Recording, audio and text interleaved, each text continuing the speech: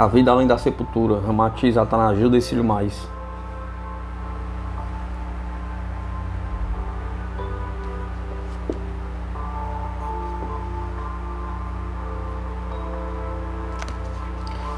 Colônias no astral, sua influência sobre o progresso. Pergunta: qual seria um exemplo de que o atual trabalho de vossa metrópole poderá modificar futuramente o padrão de nossa vida material? Já que aí viveis sistemas adiantados e levais a cabo realizações mais avançadas do que as que mal se esboçam na Terra, Atanagildo. Acredito que, a exemplo do que já aconteceu na esfera da música, ser-vos-á demonstrado mais uma vez que no mundo astral podemos criar com bastante antecedência tudo aquilo que só muito tempo depois o vosso mundo descobre, sob o veemente entusiasmo científico. Só há pouco tempo é que a ciência terrena reconheceu na música um recurso que tanto pode ser aplicado com excelente êxito na cura de certas enfermidades nervosas e mentais, assim como podem se transformar em valioso estímulo para o trabalho. No entanto, essa terapia já era empregada nas cidades astrais situadas próximas da Terra, as quais se serviam da melodia para ativar as energias do perispírito, e como recurso sedativo sobre os desencarnados vítimas de conturbação do psiquismo. Ao passo que só em meados do século XX os cientistas e educadores terrenos aceitavam oficialmente a influência da música na terapêutica humana, introduzindo-a lentamente nos seus estabelecimentos de trabalho, hospitais, instituições educativas e correcionais. A metrópole do Grande Coração já a usava havia quase 2 séculos, com auxílio corriqueiro para a cura de necessitados em sua comunidade astral. E assim o que tem sucedido na esfera da música também se sucede noutros campos de atividade espiritual, em que as comunidades do mundo invisível já se utilizavam com muita antecedência de conquistas científicas e artísticas que mal se esboçam na Terra. Pergunta: e quando essas realizações antecipadas do mundo astral passam a ser conhecidas da humanidade terrena, nós também as aproveitamos com a mesma inteligência com que as aproveita o mundo astral, Atanagildo? Infelizmente, todas as mensagens e inspirações de onda superior transmitidas das comunidades astrais para a crosta sofrem primeiramente o impacto do interesse, do sofismo, da violência, ainda tão comuns ao cidadão terreno. A eletricidade, a pólvora, o avião, a energia atômica, enfim, todas as descobertas e invenções que descem do além para desafogar a vida humana têm sido primeiramente utilizadas para fins destrutivos e sob execrável espírito mercantilista. Só depois que os homens se mostram exaustos, decepcionados e maltratados pelo próprio abuso das realizações que o alto lhe inspira para fins pacíficos, é que então se devotam ao seu aproveitamento útil para a finalidade construtiva. Assim ocorrera com a própria música, apesar dos excelentes resultados que ela já produz em aplicações benfeitoras.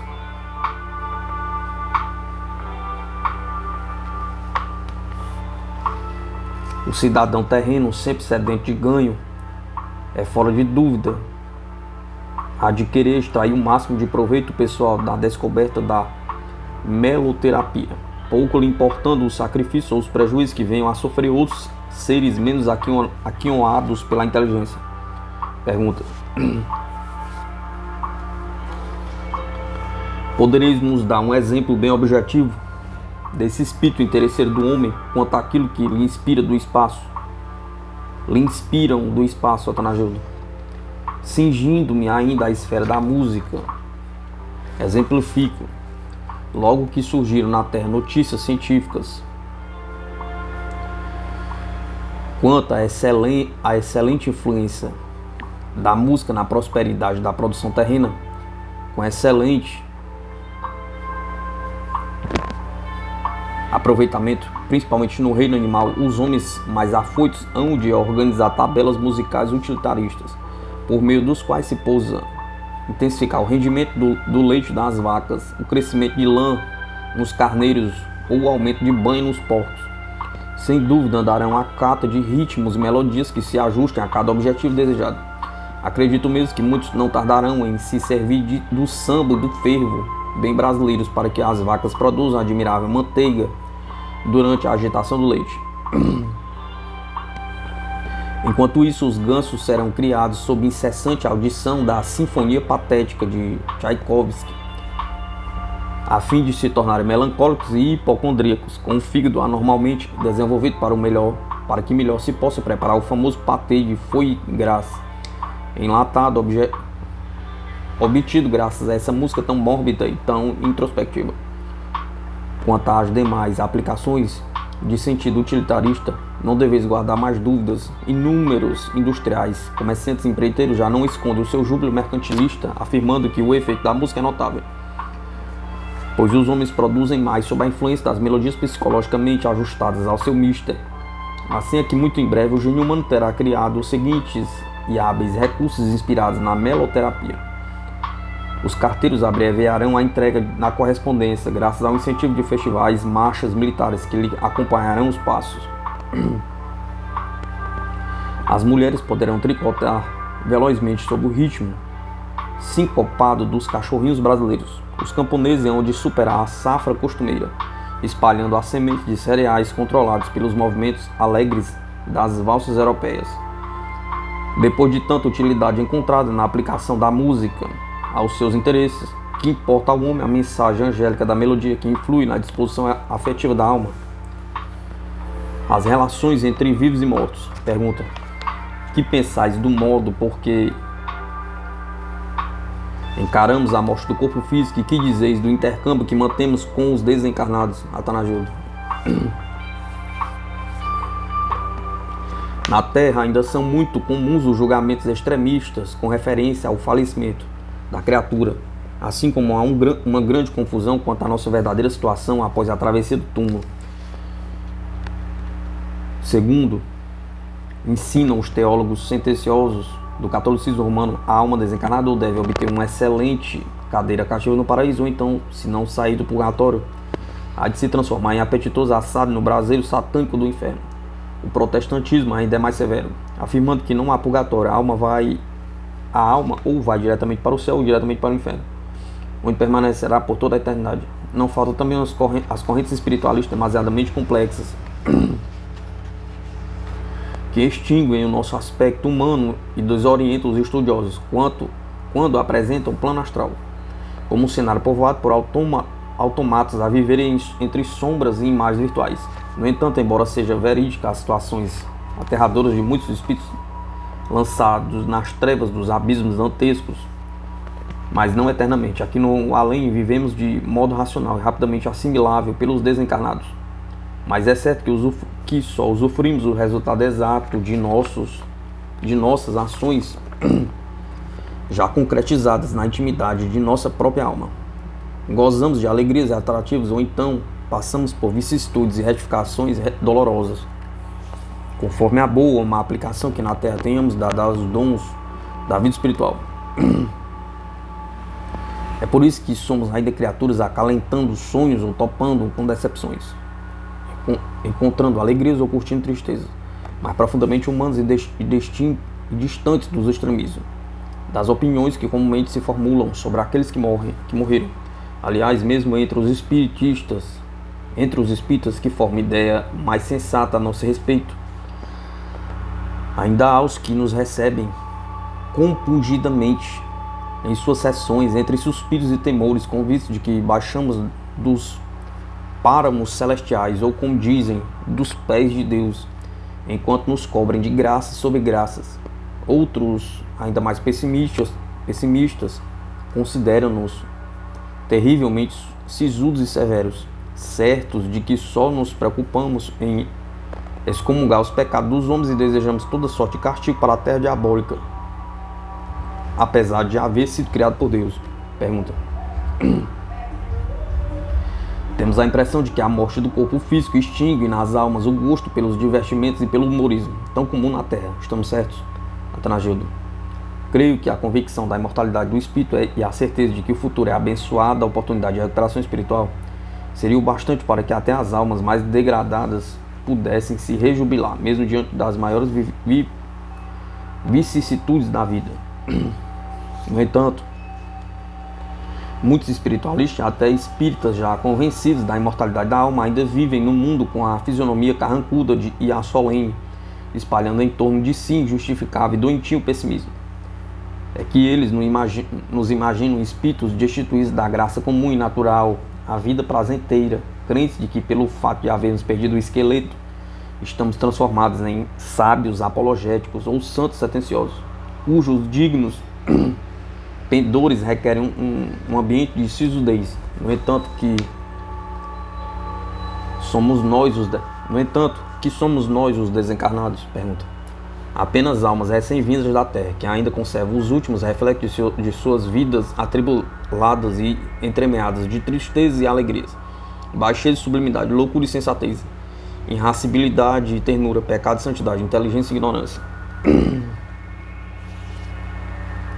E não é raro que o fenômeno se inverta, quando homens e mulheres que durante o dia se divertiram a valer com piadas maliciosas, anedotário irreverente, conceitos finos e pensamentos insinceros e mordazes contra o próximo, reúnam-se à noite em concentração especial, visando a um intercâmbio mediúnico conosco, sob a implacável marcação do relógio. Ouvem-nos durante uma hora, de olhos fechados, com profundos vínculos de sensatez e reverência na testa franzida,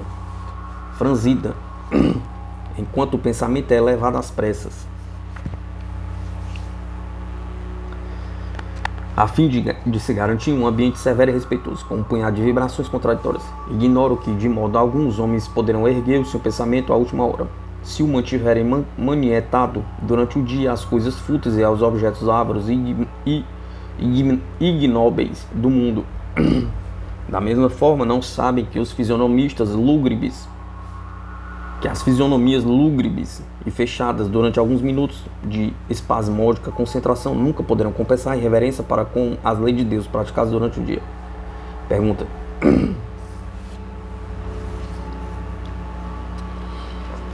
Qual as vossas sensações como desencarnado, comparando-as às emoções que tinhas no mundo físico, Atanagildo?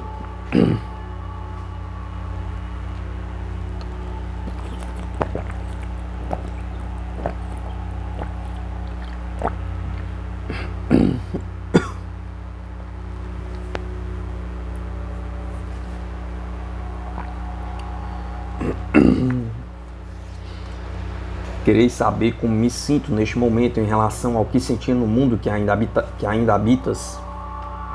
Não é assim? Nesse momento em que o médium traduz o meu pensamento em letras de forma, não me considero um fantasma pingando gotículas de gelo, nem me apercebo das tradicionais e pesadas correntes algemadas meus pés, assim como os excêntricos fantasmas londrinos que ainda tem o péssimo hábito de arrastá-las pelos salões dos castelos medievais na Inglaterra. Ausculto-me atenciosa e corajosamente, apalpo-me e que sinto-me mais vivo, mais sutilizado nos meus pensamentos e completamente desafogado das minhas aflições físicas.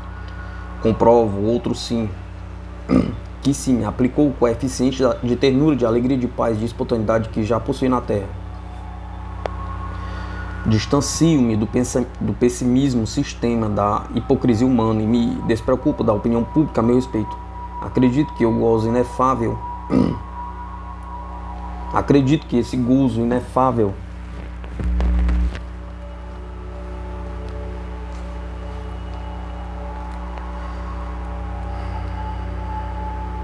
que às vezes me arrebata a alma como em um êxtase ou algo do tradicional samadhi dos místicos hindus, deve fazer parte daquele estado sublime que Jesus revelou aos homens, dizendo que só veríamos o reino dos céus depois que nos transformássemos em criancinhas.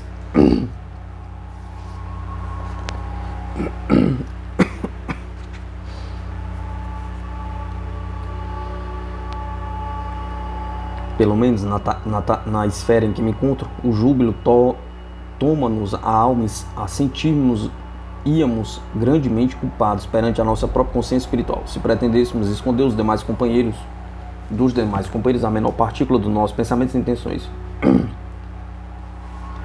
Vivemos às claras e expomos sem rebolsos tudo o que sentimos e pensamos, sem qualquer premeditação ou intenção oculta. Esse nosso estado eufórico, desprovido de dissimulações que aqui cultuamos, lembra de fato algo da criança instintiva, travessa, mas sincera e espontânea, que age exatamente como pensa. Pergunta: é evidente, entretanto, que esse comportamento distinto que nos relatais decorre do meio em que vos encontrais atualmente, não é verdade? Atanagildo: não. É o resultado exato daquilo que realizei em mim mesmo, através dos milênios já transcorridos no treinamento da minha consciência. Eu sou o edificador deste júbilo e desta paz que me dominam a intimidade. Embora deva reverenciar a magnanimidade de Deus, que tanto me doou a vida como o entendimento, não vos equivoqueis quanto à implacável transitoriedade dos ambientes que vos cercam tanto na terra como no além. Pois em verdade a vossa ventura ou desgraça decorre mais propriamente de nossas realizações íntimas, do que dos panoramas exteriores ou da influência do meio. As salvações e as graças de última hora, sem o mérito espiritual, só podem ser concebíveis entre os religiosos ainda imaturos de espírito, que ainda se deixam governar por sacerdotes ou instrutores, que ainda creem também nas mesmas absurdidades.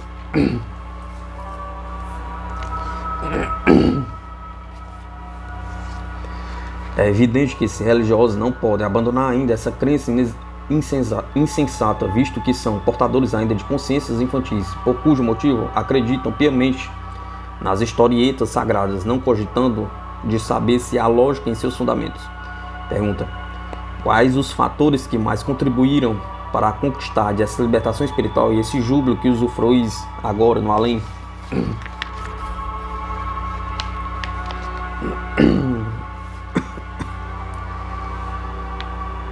Atanagildo: na última encarnação, empreendi hércules e esforços para me libertar definitivamente das fórmulas, vícios, preconceitos, convenções que não só oprimem e dramatizam a vida humana, como ainda algemam o espírito mesmo depois de desencarnado.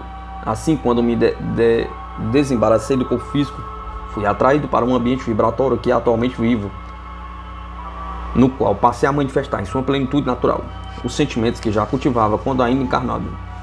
Atravessei a vida física atento e desperto, muitíssimo interessado em empreender mais a minha libertação da forma terrena do que usufruir dos prazeres medíocres das sensações provisórias da carne.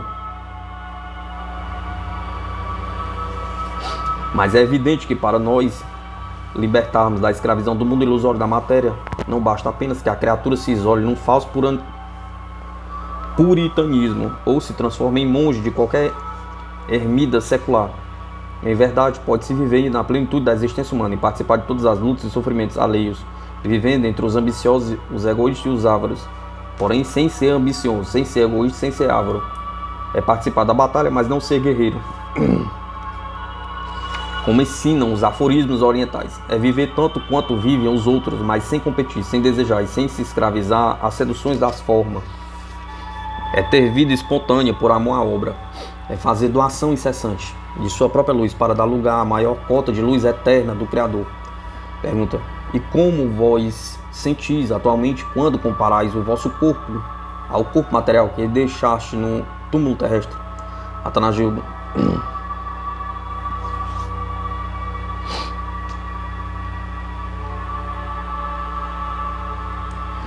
quando encarnado, eu carregava 65 quilos de carne, nervos e ossos pelas ruas barulhentas da capital paulista.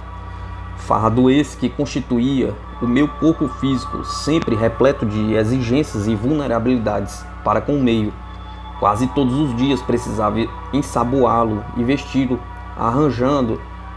arranjando-lhe o necessário combustível, que ele sempre consumia com visível insatisfação animal, desejando coisa melhor. Mas é preciso, apesar disso, sermos gratos para com a matéria, pois ela sempre se demonstra benévola em qualquer circunstância da vida humana, operando para a mais breve liquidação do fardo kármico que costumamos trazer no passado. Do passado.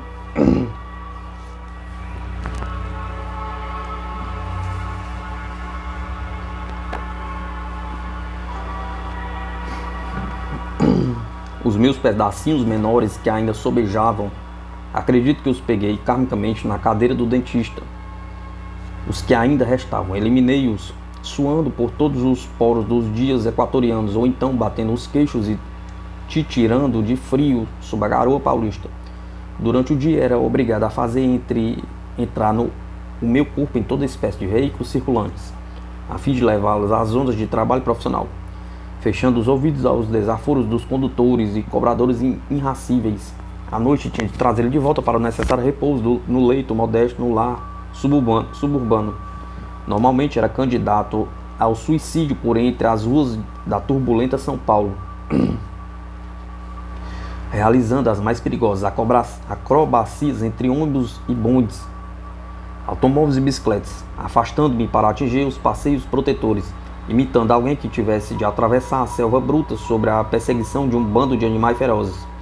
No entanto, de que modo vivo agora? Basta pensar vigorosamente num dado ponto do vosso globo, ou mesmo em qualquer zona do astral que circunda a Terra, para então me transportar para ali com a velocidade do pensamento, como costumar dizer aí na matéria. E esse trajeto eu faço mais rapidamente do que o faz o último avião a jato produzido pela ciência terrestre, pois atinjo o objetivo desejado imediatamente após a minha vigorosa intenção.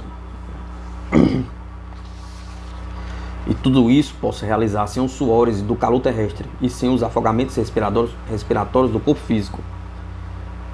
Assim como não estou sujeito aos desastres comuns e aos perigos assustadores dos transportes terrenos. Pergunta. Gostamos do modo franco e sem malabarismo de palavras, com que nos dizeis as coisas. Isso nos auxilia a compreendermos melhor as propícias relações entre vivos e mortos. Atanagildo. É indubitável ser culpa ainda dos encarnados essa deficiência nas relações espirituais conosco, porquanto de nossa parte tudo temos feito para remover os obstáculos tradicionais do intercâmbio proveitoso com o nosso lado.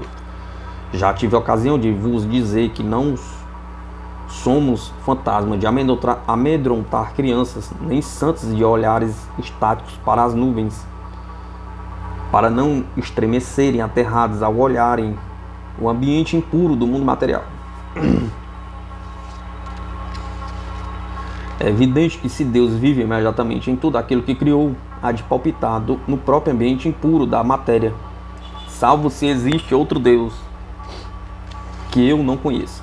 O desregramento e a impureza não passam de estágios evolutivos para a formação da consciência individual do espírito, ainda imatura em suas faculdades nacionais.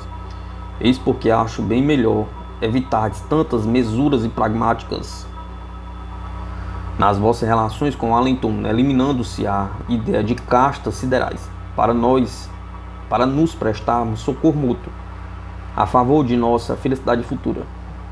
Há um provérbio popular que diz: tanto aqui como lá, muitas coisas se sucedem, e que pode se aplicar à nossa vida astral, quando certos fenômenos parecem se inverter e situar-se dentro do prosaísmo e da vida humana.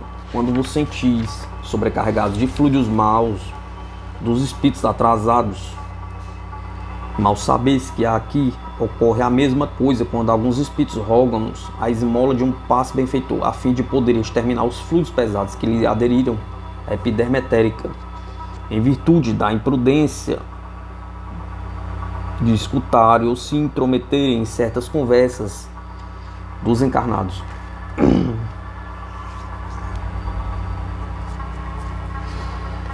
Daí, pois, a franqueza e espontaneidade com que vos digo as coisas, pois os nossos defeitos e virtudes cultivados no mundo também pode vicejar em torno de nós, embora estejamos aureolados pelas luzes do entendimento espiritual.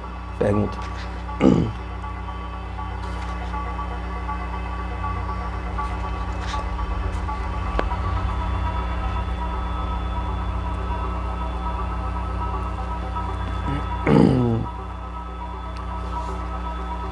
Supomos que a crença na imortalidade da alma e a familiaridade das comunicações mediúnicas com os espíritos desencarnados tem contribuído bastante para a melhoria das relações entre vivos e mortos, não é assim? Pelo que tenho observado do lado de cá, essas relações ainda parecem bem precárias e distantes de espontaneidade, compreensão e lógica tão desejados pelos desencarnados sensatos. Na Terra ainda persiste o tabu de que o espírito desencarnado é fantasma de histéricos ou então um indivíduo verdadeiramente sádico, ardendo em desejo de atormentar a família terrena. Tenho ouvido reclamações de bondosos velhinhos desencarnados, que lamentam o fato de, ao serem vistos ou percebidos pelos seus filhos ou netos encarnados, terem o desprazer de os ver botarem a boca ao mundo, clamando que eles saiam de casa e voltam para as suas sepulturas silenciosas. Que eles saiam de casa e voltem para as suas sepulturas silenciosas. Claudião No, amigo meu e paulista quatrocentão, muito custou a se conformar com o que lhe aconteceu dentro do próprio lar terráqueo. Quando pretendeu visitá-lo e matar a saudade de sua parentela terrena. A sua família, remanescente ainda visceralmente católica, e não acredita em sobrevivência de almas à moda espírita, em que o espírito desencarnado continua com suas maneiras e inclinações humanas, ela só admite uma ideia: ou o visitante é santo, apresentando-se em divino êxtase, nimbado de luz, voz milíflua e faces angélicas, ou então só pode ser o próprio diabo, fingindo-se de parente. Ardendo em saudades, Claudião No abraçou efusivamente sua filha menor, mas esta, que embora ainda ignore essa faculdade, é médium em potencial e de futuro desabrochamento. Quando foi tomada pela grande emoção de ver o pai desencarnado, instintivamente exudou algo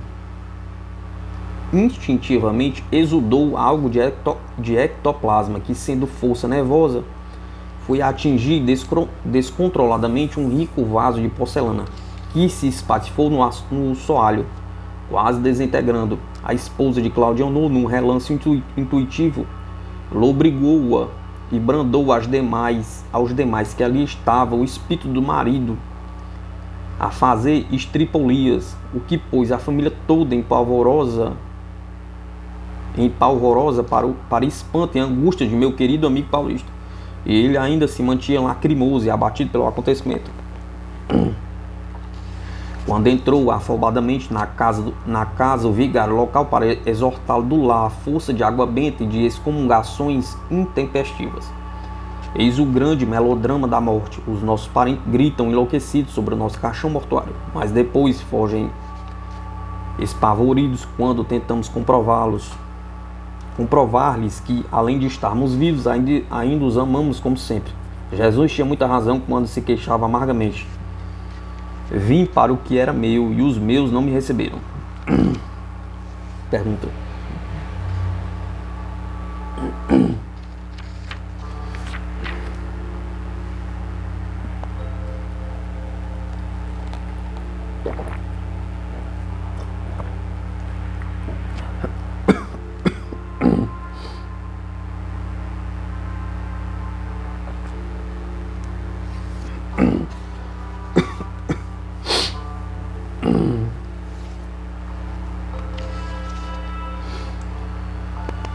Pergunta.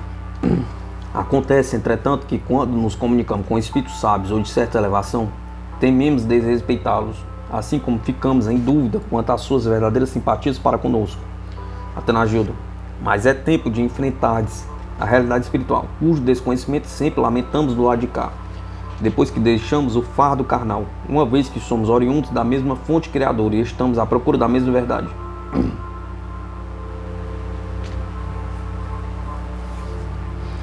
Assim como percorremos a mesma estrada, sonhando com a aventura eterna, convém que mutuamente nos informemos da natureza do caminho, ou da existência de algum atalho proveitoso, assim como raciocinemos em conjunto sobre as recomendações e advertências que nos fazem os amigos que seguem à frente da caravana.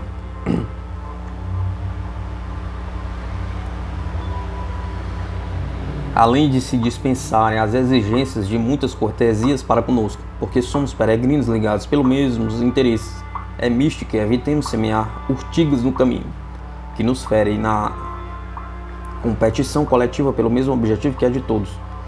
Embora estejamos desencarnados, a nossa vida tem algo de parecido com muitas perspectivas da Terra, pois ainda não decantamos todo o lodo do nosso perispírito.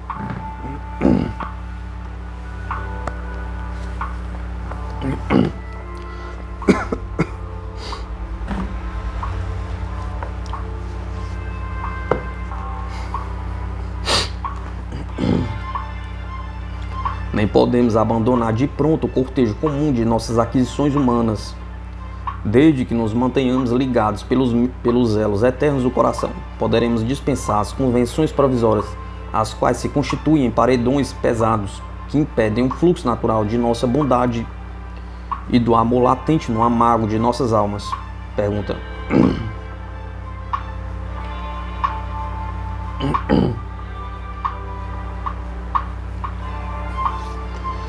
Entretanto,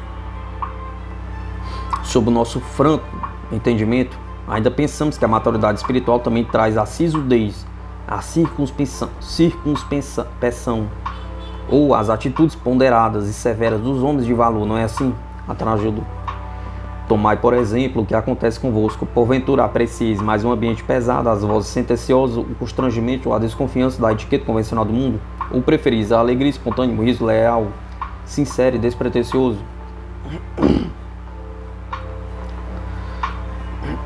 Em nossas comunidades espirituais, o riso e a alegria são sinais de uma vida sem remorso, desafogada de quaisquer preconceitos do mundo pessimista. Rimos-nos bastante e fazemos humorismo acerca de nossas próprias existências pretéritas. Assim como aí na terra, chegais a fazer piada de vossos sustos e das situações perigosas para que já tendes passado. Muitos desencarnados que mesmo no além ainda não perderam a sua vaidadezinha, são alvo de caçoadas fraternas por terem sido marqueses, ministros de estado ou imperadores, precisando voltar à terra como lixeiros, lavadores de prato ou zeladores de sanitário. Já imaginastes qual a surpresa da mulher que passou pelo vosso mundo temendo enfrentar até o olhar da infeliz decaída e que ao retornar para o astral venha a saber que o seu passado também foi um rosário de prostituições?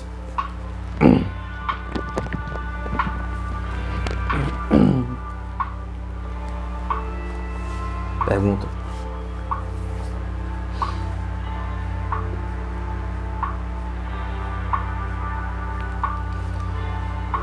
Podeis nos relatar alguns outros casos do vosso conhecimento pessoal que nos sirvam de lições de utilidade espiritual? Atanagildo.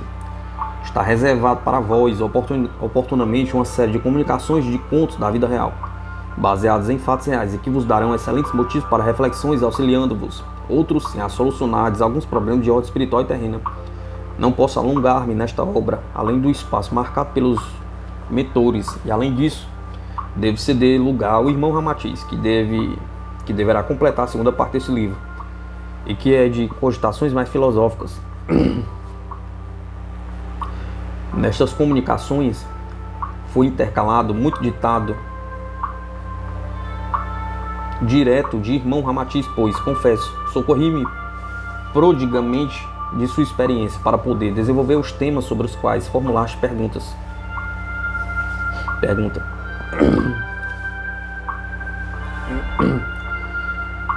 Sem desejarmos interromper a sequência natural dos vossos relatos, e contudo nos serve de aprendizado espiritual, queremos indagar-vos o seguinte: por que motivo dizeis irmão Ramatiz e não Siwawami Ramatiz? Que sabemos ser o tratamento que lhes dão na hierarquia a que pertence? Atanagildo. O tratamento de Sir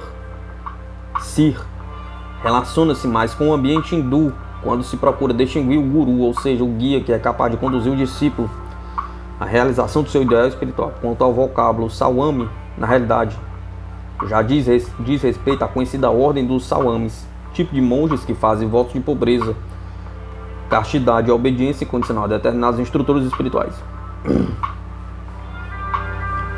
Na Índia, quando se deseja atribuir um tratamento ainda mais respeitoso e afetivo ao próprio Sawami, é muito comum acrescentar-se esse nome, o sufixo ji, de onde nasce a desintegração, samanji.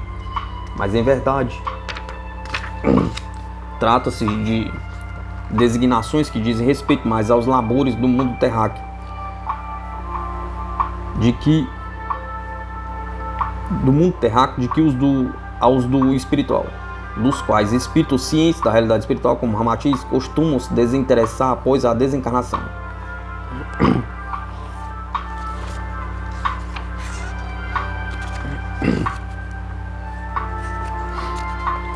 As vossas preocupações com tais tratamentos no mundo astral decorrem do grande valor que atribuís ainda às louvaminhas ou consagrações humanas, pois o nosso nome ou os títulos são consagrados na terra.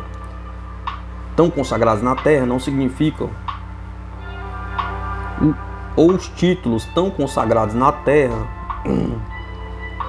significam no mundo espiritual apenas etiquetas sem importância, pois aqui só valemos pelo nosso conteúdo moral e integridade espiritual.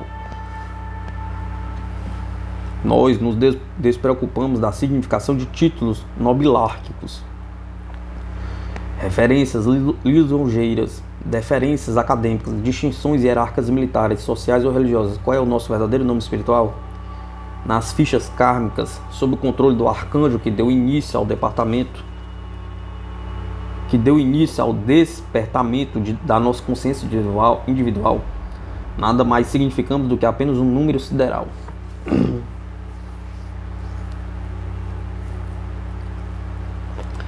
Distinguimos-nos por um cunho, uma vibração máter e original, que permanece inalterável e fundamentada a incessante transformação do nosso caráter, consciência em constante progresso. A decepção aqui é muito grande para os desencarnados que ainda se agarram com unhas e dentes às tradições terrenas e os títulos nobilárquicos, que sempre os distinguiram das competições humanas diante da realidade espiritual eterna que se entreabre para nós. Somos obrigados a subestimar os salamanques e as cerimônias infantis com os que os homens se rejubilam na terra, quando colocam pedaços de ferro polido e fitas coloridas no peito empertigado. Todas essas coisas que nos cultuávamos tão reverentemente no mundo carnal despertam-nos a sua lembrança, motivos de humorismo, pois nos certificamos de que, enquanto os homens tolamente se reverenciam em excesso em deusa demais, corpo de carne perecível, esquecem de que o verdadeiro tributo é o entendimento da intimidade do Espírito Eterno. Pergunta: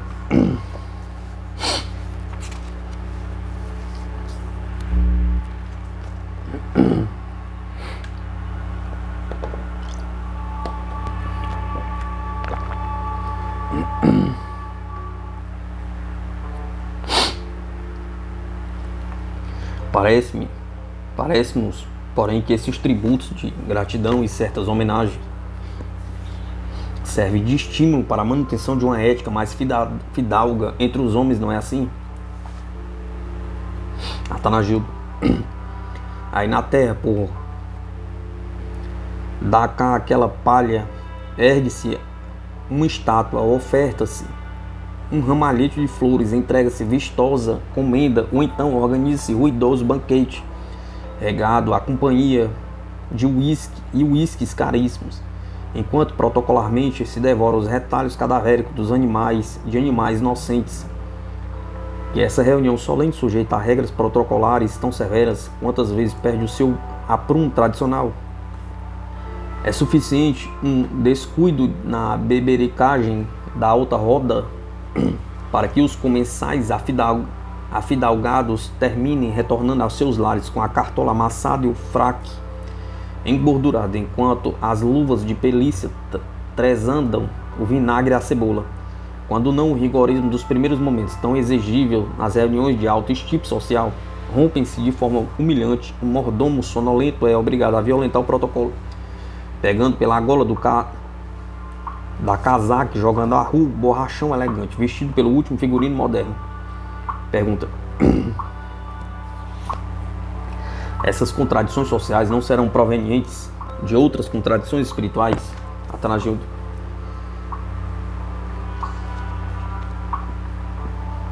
elas provêm do excessivo artificialismo das relações entre as criaturas humanas e também se fundamentam nas contradições já existentes no amago do espírito artificializado. Pois enquanto os sábios e os santos são simples, ternos e desapegados de brasões ou tratamentos protocolares, o homem comum é cerimonioso, exigente e repleto de preconceitos descabidos.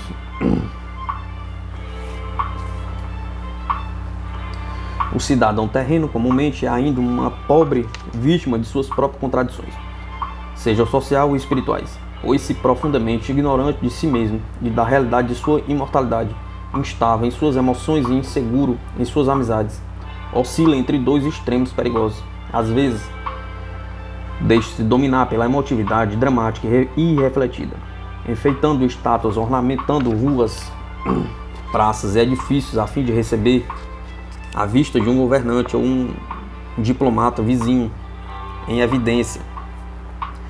No entanto, meses depois, não lhe custa muito romper suas relações com eles, resultando daí que os agrados se transformam em balas de canhões ou bombas incendiárias. Em tempo de guerra, então, essas contradições ainda se tornam mais flagrantes. No país, uma porção de homens exigentes, em uniformes agaloados, seleciona rigorosamente outros homens que sejam absolutamente sadios e fortes, fazendo-os treinarem com baionetes e armas modernas, para depois estrelaçarem outras criaturas, que também foram classificadas rigorosamente entre as mais sadias e perfeitas de sua pátria. Dia depois, outros homens envergando alvos, aventais cheirando a formol e munidos de instrumento cirúrgico, deverão lutar desesperadamente para salvar os sadios que se invalidaram na primeira refrega belicosa. Neste caso, a contradição e a ironia do mundo são chocantes, pois enquanto o poder militar do mundo escolhe exclusivamente homens sadios para atirar aos matadores das guerras fratricidas, a ciência, no esforço heróico, mobiliza outros homens para salvar da morte os mesmos indivíduos que eram perfeitos. Que valem, pois, a condecoração, a exígnia, a posição, o título acadêmico, ou a petulância impertigada aí no vosso mundo? Nós preferimos ficar com o sigelo e suave reino apregoado pelo meio nazareno, onde a obtenção de condecorações valiosas e a seleção de guerreiros, os mais perfeitos, dependem sempre do ouro puro do coração magnânimo.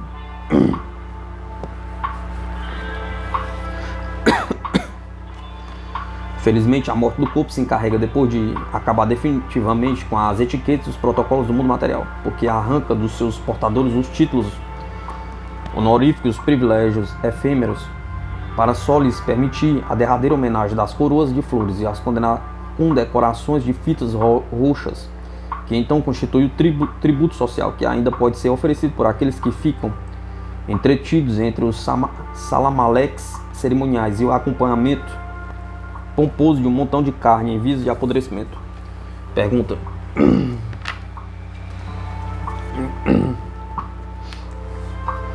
cremos que o espiritismo tem sido de bastante utilidade nesse esclarecimento espiritual, pois tem desfeito muito mito e tabu sagrado que tanto desfiguravam a realidade espiritual, não é assim, Atanásio? Sem dúvida, o espiritismo tem rompido muitos grilhões da escravidão religiosa, esclarecendo sensatamente a humanidade terrena sobre os dogmas infantis e superstições absurdas, que tanto têm anuviado a figura heróica e espiritual de Jesus. Mas é preciso, além disso, que os espíritas se esforcem continuamente para abandonar a preocupação doentia de querer salvar a doutrina, ao mesmo tempo que permanecem tão distantes das práticas cotidianas de seus postulados evangélicos. Há que também libertar os centros de sua herança idólatra. Sem dúvida, deve-se entregar trabalhos e relações espirituais de alto nível, mas sempre fugindo à perigosa tentação de endeusamento de espíritos e fabricação de santos sem coroas, pela qual se deixa dominar muitos adeptos escravos do guiísmo, ou seja, submissão a espíritos atrasados que se avoram em guias, esquecido de que a experimentação individual é lição necessária à vida de todos os homens. A história religiosa vos conta dos grandes fracassos ocorridos quando a ideia espiritual transmitida do alto fica demasiadamente sujeita às interpretações contraditórias dos homens. O cristianismo singelo de Jesus transformou-se por isso na organização faustosa de hoje, de pouco proveito para o homem e espírito, pois foram criadas distinções hierárquicas demasiadamente humanas entre os seus trabalhadores, até então ligados pela mesma responsabilidade e ideia central crística. Em seguida, estabeleceram cerimônias de adoração aos santos, que nada mais fizeram do que cumprir os seus deveres particulares e de se livrarem das responsabilidades para com as suas próprias consciências, assumidas no pretérito. Finalmente firmaram-se contratos interesseiros entre poderes públicos e acordos políticos com o mundo profano, os quais por si sós bastam para matar qualquer ideia de paz, dignidade e renúncia espiritual. Depois, então, criaram-se rituais e liturgias para impressionar os fiéis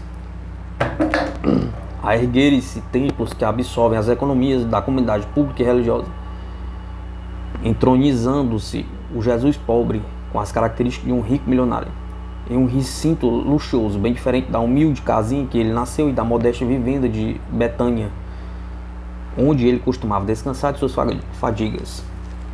A vida além da sepultura, Ramatiz, Atanagildo, esse mais.